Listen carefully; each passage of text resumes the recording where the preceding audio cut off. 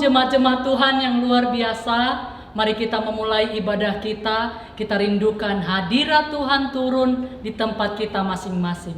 Mari kita naikkan pujian, dekat padamu Tuhan itu rinduku.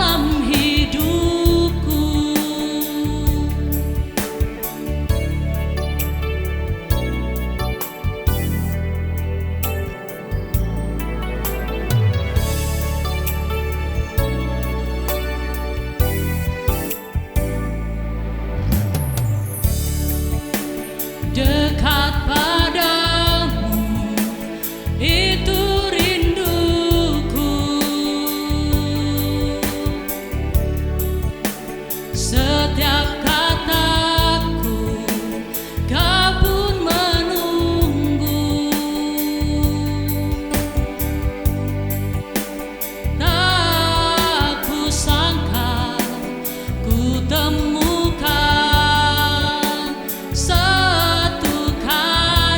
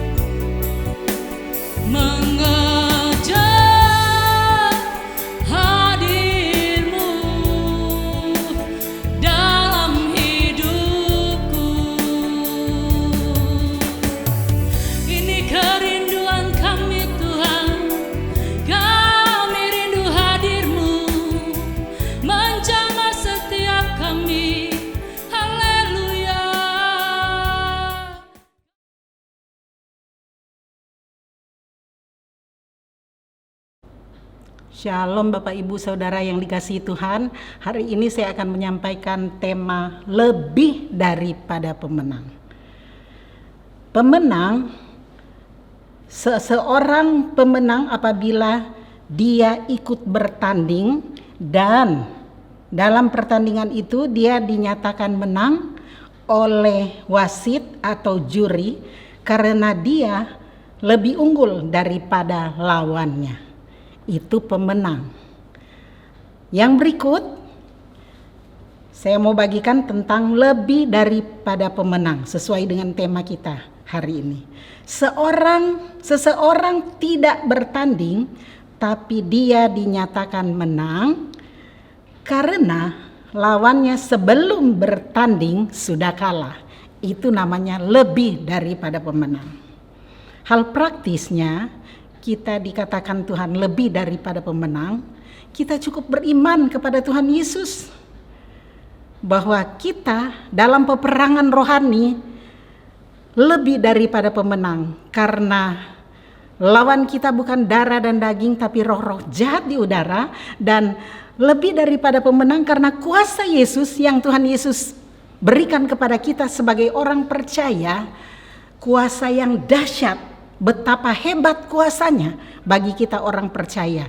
Makanya ketika kita beriman dan sungguh-sungguh melakukan dalam peperangan rohani, kita lebih daripada pemenang. Roh yang ada di dalam diri kita lebih besar daripada roh yang ada di dunia ini. Makanya itu Tuhan katakan, bukan kita yang berperang, tapi Tuhan yang berperang ganti kita. Itu namanya orang yang lebih daripada pemenang. Kemudian yang kedua, saya mau bagi, Tuhan menjamin kita lebih daripada pemenang. Yang pertama, karena Tuhan memihak kepada kita. Tuhan menjamin kita lebih dari pemenang karena Tuhan memihak kepada kita. Dalam Roma 8 ayat 31, sebab itu apakah yang akan kita katakan tentang semuanya itu? Jika Allah di pihak kita, siapakah yang akan melawan kita? Enggak ada. Karena Allah di pihak kita. Itu Tuhan yang jamin bahwa kita lebih dari pemenang. Kemudian yang kedua, Tuhan menjamin kita lebih daripada pemenang karena Tuhan yang membenarkan kita. Ketika kita sungguh-sungguh datang kepada Tuhan Yesus, hidup kita dipulihkan, menerima Dia sebagai Tuhan dan Juru Selamat. Tadinya kita orang berdosa, kita dibenarkan oleh Tuhan. Itu jaminan. Ketika kita beriman sungguh-sungguh, percaya kepada Dia, kita dibenarkan oleh Tuhan Yesus. Siapakah yang akan menggugat orang-orang pilihan Allah? Itu dalam Roma 8 ayat 33. Allah yang membenarkan mereka. Siapa yang akan menghukum mereka? Nggak ada saudara, karena Allah sudah membenarkan.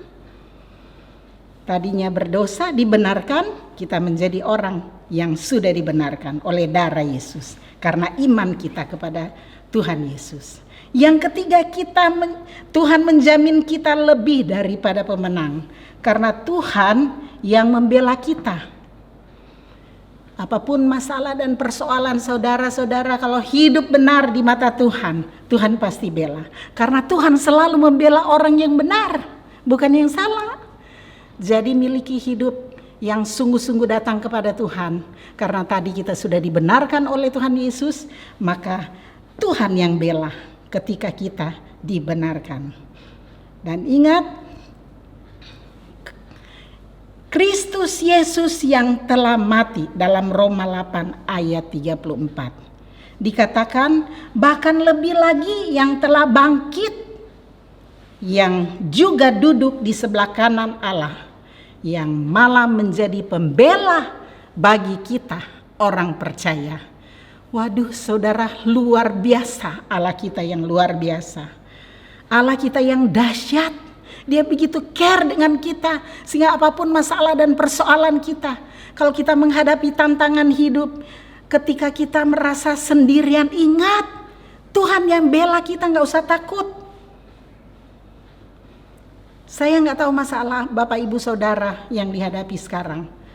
Tapi kalau ada yang menghadapi dan begitu takut, khawatir, ingat Tuhan yang menjadi pembelamu. Karena Dia Allah yang dahsyat. Dia yang begitu care dengan kehidupan kita orang percaya. Dia begitu mengasihi kita, kita tidak sendirian. Mungkin ada di antara Bapak Ibu yang sedang diperhadapkan dengan masalah yang berhubungan dengan pemerintah, mungkin utang piutang, kemudian harus diproses lewat hukum. Kalau kita udah sungguh-sungguh bertobat, kita sudah dibenarkan, ingat lakukan bagian kita. Kalau yang namanya utang harus bayar, supaya Tuhan bela. Kecuali kalau orang tempat kita berutang, dia bebaskan, itu beda lagi. Ada yang saya pernah layani, dia begitu takut, sudah ratusan juta, hampir miliar, dia utang di luar, utang dagang, karena temannya yang menipu dia. Ketika masuk dalam pengadilan, dia udah ketakutan datang kepada saya. Saya bilang yang penting bukan niat hati untuk menipu, bertanggung jawab untuk utangnya, dan kita berdoa, Tuhan tolong buka jalan. Dia bilang orangnya begitu kejam banget, Bu, gak mungkin dia kasih kelonggaran ke saya. Saya udah gak punya apa-apa, tinggal punya laptop. Dan ini pun buat kerja, kalau dia ambil juga, saya gak tahu, saya udah gak bisa kerja, gak ada alat lagi. Saya bilang kita berdoa. Saya cuma doakan sederhana, Tuhan Engkau tahu anakmu ini, dia bukan bermaksud menipu. Dia mau bertanggung jawab terhadap utangnya. Engkau jamah Tuhan orang yang tempat dia berutang. Berikan hikmat bagi dia ketika di pengadilan dia berbicara, Roh Kudus yang tuntun dia. Dalam nama Yesus, amin. Begitu dia mau masuk ruang pengadilan, dia telepon, saya doain lagi. Dan puji Tuhan selesai. Dia sidang, dia bilang kabar baik, Bu, orang yang kejam, yang gak mungkin tolong saya, bisa tolong malah dibebasin utang saya. Puji Tuhan saudara. Itu karena memang memiliki hati yang mau bertanggung jawab, bukan menipu. Kalau menipu, Tuhan gak bisa bela. Ingat tadi Tuhan bela orang yang benar. Kalau gak benar ya gak bisa dibela. Bertobat. Yang keempat, Tuhan menjamin kita lebih daripada pemenang. Karena Tuhan mengasihi kita. Karena begitu besar Allah mengasihi kita umat manusia. Dikatakan dalam Roma 8 ayat 37, tetapi dalam semuanya itu kita lebih daripada orang-orang yang menang, oleh karena Dia yang telah mengasihi kita. Dia yaitu Yesus Kristus Tuhan mengasihi kita, orang percaya kepadanya. Ketika kita mempercayakan hidup kita kepada Dia, bergantung penuh kepadanya, hidup benar di matanya, maka Dia mengasihi kita di dalam nama Yesus. Bagian ketiga, bagaimana Tuhan memberikan kepada kita lebih daripada pemenang. Pertama, melalui pencobaan atau masalah. Dalam 1 Korintus 10 ayat 13 dikatakan bahwa pencobaan-pencobaan yang kamu alami adalah biasa, yang tidak melebihi kekuatanmu. Sebab Allah itu setia, dan karena itu Dia tidak membiarkan kita dicobai melampaui kekuatan kita. Pada waktu kita dicobai, Dia akan memberikan kita jalan keluar sehingga kita dapat menanggungnya. Ini janji Tuhan. Pada saat kita mengalami pencobaan, masalah, tekanan hidup, Tuhan berjanji bahwa pencobaan-pencobaan yang kita alami biasa. Jangan bilang, aduh masalah saya luar biasa. Biasa kata firman Tuhan. Yang suka bilang luar biasa kita dan iblis. Artinya supaya itu tidak menekan kita, tapi kita ingat bahwa kuasa Yesus sangat besar. Begitu besar Dia Allah yang Maha Kuasa untuk menolong kita. Jadi pencobaannya biasa. Kuasa Yesus yang luar biasa. Bagaimana Tuhan memberikan kepada kita lebih daripada pemenang. Yang berikut, Yang kedua, ketika dalam kesesakan, 2 Samuel 22 ayat 7. Ketika aku dalam kesesakan, aku berseru kepada Tuhan, kepada Allahku aku berseru, dan Ia mendengar suaraku dari baitnya. Teriakku minta tolong masuk ke telinganya. Kita menggugah hati Tuhan. Ketika kita berdoa, menjerit, minta tolong, Dia akan tolong kita. Dikatakan, teriakku minta tolong masuk ke telinganya. Jadi Tuhan begitu care ketika kita sungguh-sungguh minta tolong kepada Dia. Bahwa pertolongan Tuhan sangat terbukti ketika kita membutuhkannya. Dalam kesesakan apapun yang saudara hadapi sekarang, imani janji firman Tuhan ini, bahwa Tuhan menolong ketika kita berseru, berdoa kepada Dia dengan sungguh-sungguh, dengan iman. Lalu apalagi? Yang ketiga, melalui sakit penyakit. Contoh Ayub ya, saudara baca kalau Ayub, di kitab Ayub, bagaimana dia sakit sampai dia ambil beling garuk-garuk. Istrinya bilang, kutuki Allahmu, dia bilang enggak mau. Ayub begitu mencintai dan mengasihi Tuhan dan percaya bahwa sakit penyakitnya yang dia alami, dia pasti mengalami kesembuhan. Dan dia tidak pernah menyalahkan Allah. Ingat Tuhan, ingat Bapak Ibu Saudara yang dikasihi Tuhan, kalau kita mengalami masalah, mau sakit, mau tekanan apapun, jangan pernah salahkan Tuhan. Karena di pihak Tuhan tidak pernah salah. Yang salah biasanya kita. Saya pernah mengalami waktu saya sakit. Saya tahu waktu saya berdoa 8 bulan tuh sepertinya Tuhan bungkem, gak denger. Karena saya berdoa salah. Saya ngotot sama Tuhan, beriman untuk minta mujizat tanpa operasi. Ternyata Tuhan bukan begitu maunya. Dia mau mendidik saya untuk mengikuti proses medis lewat operasi. Itu pun saya lihat tangan Tuhan menyertai para medis, dokter, perawat merawat saya, sehingga terjadi percepatan dalam kesembuhan. Nah, itu yang saya alami lewat sakit penyakit. Waktu 8 bulan saya berseru dan Tuhan tidak tolong saya, seolah-olah Tuhan diam. Karena saya salah berdoa, saya bilang, Tuhan tolong, dalam nama Yesus sembuh. Seharusnya saya bertanya, Tuhan, lewat penyakit saya ini, Tuhan maunya apa? Begitu 8 bulan Tuhan gak dengar, saudara, saya langsung bertanya seperti itu. Ampuni saya Tuhan kalau saya salah berdoa.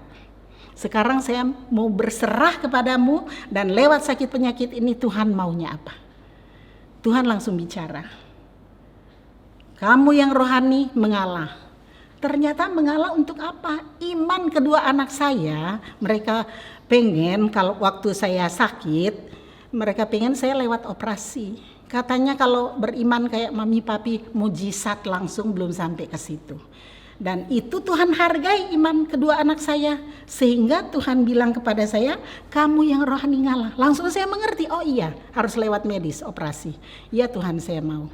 Ketika kedua anak saya tanya gimana mam, saya bilang, mami udah mau dioperasi karena sudah dengar suara Tuhan. Puji Tuhan saudara, ketika lewat medis, para dokter, para perawat, Tuhan jamah sehingga terjadi percepatan dalam kesembuhan yang saya alami. Di dalam nama Tuhan Yesus. Itu lewat sakit penyakit. Lewat apa lagi? Melalui penderitaan seperti contoh Yusuf. Saudara tahu kehidupan Yusuf, dia diproses beberapa kali. 5 kali dia mengalami proses. Yang pertama, Yusuf dimasukkan ke dalam sumur oleh saudara-saudaranya karena mereka iri hati, benci kepada dia. Lalu yang kedua, Yusuf dijual oleh saudara-saudaranya. Jual kemana? Ke Potifar. Ketika di rumah Potifar dia begitu diberkati, disayang. Dia difitnah oleh istri Potifar, karena istri Potifar birahi kepada dia. Dia menggoda, ini tante girang. Dia menggoda seorang anak muda yang begitu ganteng. Tapi anak muda yang namanya Yusuf, dia anak yang takut akan Tuhan, menjaga integritasnya di dalam Tuhan. Dia bilang gak mungkin saya mengkhianati Allah yang saya sembah di dalam Tuhan Yesus. Itu yang pertama. Dan tidak mungkin saya mengkhianati Tuhan saya, Tuhan Potifar. Tapi ketika dia lari, yang ingat saudara, Yusuf lari dari dosa, dari godaan berhari-hari. Kalau saudara baca, berhari-hari ibu tante Potifar godain dia dan disetting supaya nggak ada orang lain, cuma berdua di rumah, di istananya. Tapi Yusuf tidak tergoda. Bahkan bajunya Yusuf diambil oleh istri Potifar sebagai bukti untuk dia fitnah. Dan lewat dia fitnah, itu dia ngadu kepada suaminya dan para pegawainya. Yusuf dimasukkan dalam penjara tanpa salah karena fitnah. Lalu setelah dalam penjara, Yusuf juga benar-benar mengalami dengan teman-temannya di penjara. Juru minum, dia ketemu dengan juru minum. Dilupakan waktu juru minum menafsirkan mimpinya tepat, 3 hari kamu akan diangkat, dikeluarkan dari penjara. Saya singkat aja ya itu. Dan tepat 3 hari kemudian dikeluarkan. Yusuf pesan, ingat kamu kalau sudah keluar ingat sama saya ya. Iya katanya, tapi dia lupa. Nanti ketika seorang raja bermimpi, dipanggil semua orang-orang pintar, gak ada satupun yang menafsirkannya. Akhirnya baru juru minum ini ingat, oh iya ada teman saya di penjara namanya Yusuf. Dia bilang pada raja, panggil. Nah, ketika panggil, Yusuf artikan mimpi raja, dan benar dari situ Tuhan mulai angkat Yusuf. Nah itu diproses 5 kali dia mengalami proses. Dan itu menurut saya skenarionya Tuhan, karena Tuhan ingin memakai itu Yusuf luar biasa. Saudara tahu ketika Yusuf tetap integritasnya di dalam Tuhan, dia tetap menyembah Tuhan dimanapun dia berada lewat tekanan hidup, dan Tuhan angkat dia menjadi orang kedua di Mesir. Saudara, yang berikut, mengapa orang sering kalah? Nah, kalahnya kenapa? Karena dia memberikan kesempatan kepada iblis. Efesus 4 ayat 27. Dan janganlah berikan kesempatan kepada iblis. Lewat apa? Tanpa kita sadari, hari-hari kita sering tanpa sadari memberikan kesempatan kepada iblis. Lewat apa? Iblis tahu kelemahan kita. Lewat kelemahan kita. Misalnya apa? Kesel, jengkel, tersinggung. Orang ngomong bisik-bisik, kita GR, disangkanya bisikin kita. Padahal dia lagi berbicara yang lain. Kita tersinggung. Kenapa sih? Nah itu celah. Berikan kesempatan kepada iblis. Sakit hati. Sakit hati kepada orang-orang yang dekat dengan kita. Istri kepada suami, suami kepada istri, orang tua kepada anak, anak pada orang tua, menantu kepada mertua. Sering kali iblis ambil alih tanpa kita sadari. Ini semua beri kesempatan kepada iblis. Saya suka pakai istilah beri celah kepada iblis untuk masuk, sehingga kita hilang damai sejahtera. Dia curi damai sejahtera kita. Lalu apa lagi? Benci, dendam, kecewa, dan lain-lain. Mungkin kalau dosa lain kita udah gak terganggu. Tapi kalau dosa ini seringkali, mau dia anak Tuhan, orang percaya, sudah pelayanan, hamba Tuhan, masih saya perhatikan di lapangan, masih seringkali dosa-dosa seperti ini, buka celah, berikan kesempatan kepada iblis, terjadi. Nah, saya ada tip buat Bapak Ibu Saudara. Kalau hal ini terjadi, ingat, di pihak Tuhan gak pernah salah. Kalau kita sudah seperti itu berarti hati kita lagi terluka.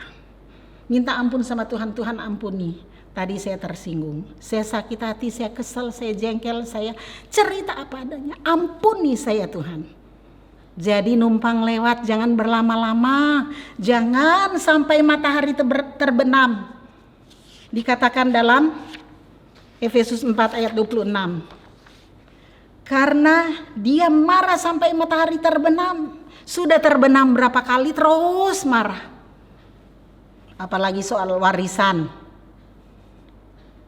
Seringkali saudara bersaudara bisa musuhan gara-gara warisan.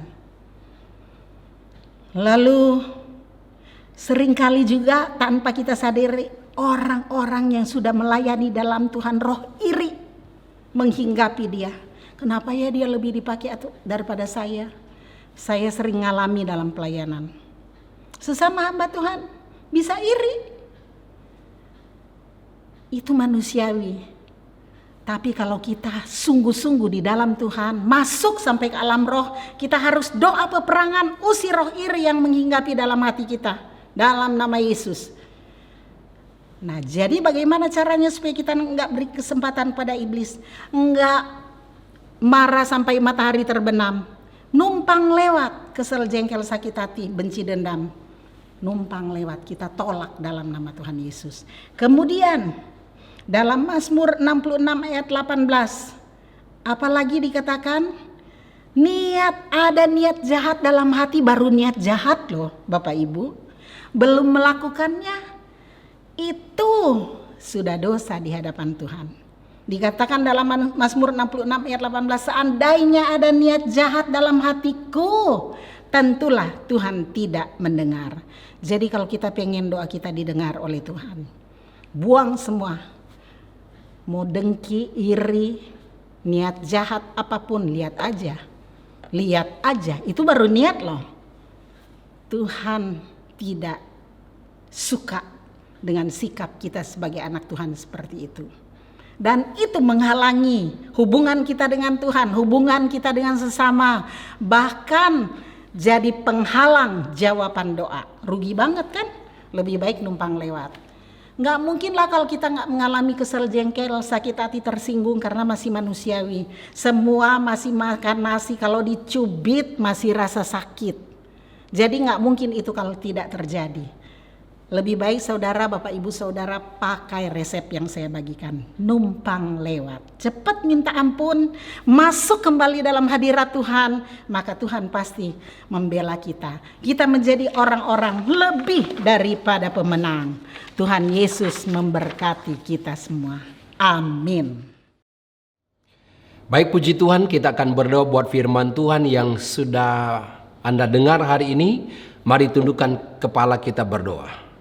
Bapa di sorga, kami mengucap syukur kami dengar firman-Mu pada hari ini. Kami percaya Tuhan, firman-Mu tidak kembali dengan sia-sia, tapi firman-Mu berakar, bertumbuh dan berbuah lebat. Hamba-Mu berdoa Tuhan, bagi mereka yang sakit Engkau yang sembuhkan, bagi mereka yang lemah dikuatkan oleh Tuhan, yang susah dihiburkan oleh Tuhan, bahkan mereka Tuhan yang sedang mengalami hal yang sangat menghimpit mereka, bebaskan mereka. Mereka datang kepada Tuhan, berbalik kepada Tuhan dan mencari Tuhan. Kami percaya bahwa kekuatan yang daripada Engkau berikan bagi mereka. Terima kasih Bapa di sorga. Di dalam nama Tuhan Yesus kami berdoa dan mengucap syukur. Haleluya.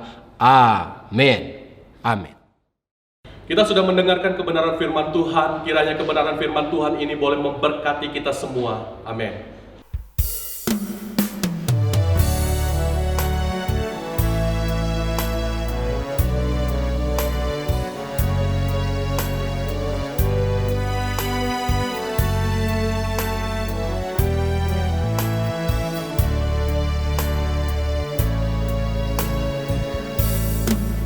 Tuhan tak pernah janji langit selalu biru, tetapi Dia berjanji selalu menyertai. Tuhan tak pernah janji jalan selalu rata, tetapi Dia berjanji berikan kekuatan. Jangan pernah menyerah, jangan berputus asa. Mujizat Tuhan ada saat hati menyembah. Jangan pernah menyerah, jangan berputus asa. Mujizat Tuhan ada bagi yang setia dan percaya.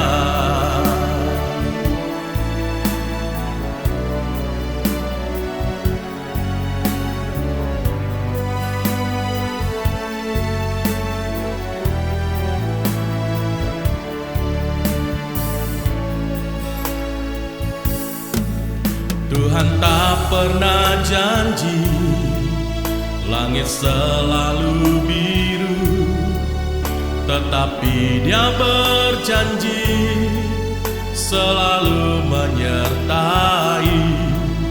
Tuhan tak pernah janji jalan selalu rata, tetapi Dia berjanji berikan kekuatan. Jangan pernah menyerah, jangan berputus asa. Mujizat Tuhan ada saat hati menyembah. Jangan pernah menyerah, jangan berputus asa.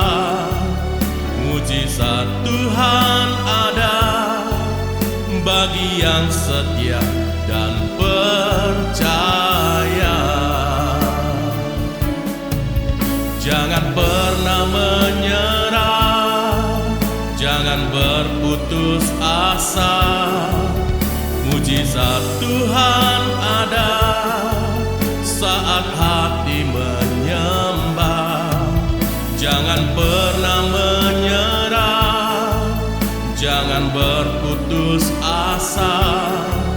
Mujizat Tuhan ada bagi yang setia dan percaya.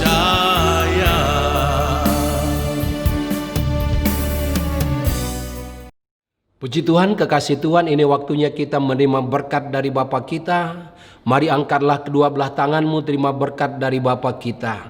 Diberkatilah keluargamu, diberkatilah kesehatanmu, diberkatilah pelayananmu, diberkatilah pekerjaanmu, diberkatilah usahamu, mulai dari sekarang sampai selama-lamanya. Biarlah kiranya damai sejahtera dari Allah Bapa dan dari Tuhan Yesus Kristus yang sudah rela berkorban, dan Roh Kudus yang setia menghibur, menguatkan, meneguhkan saudara dari hari ini sampai selama-lamanya, sampai Yesus datang yang kedua kali. Semua yang percaya katakan amin. Amin. Amin.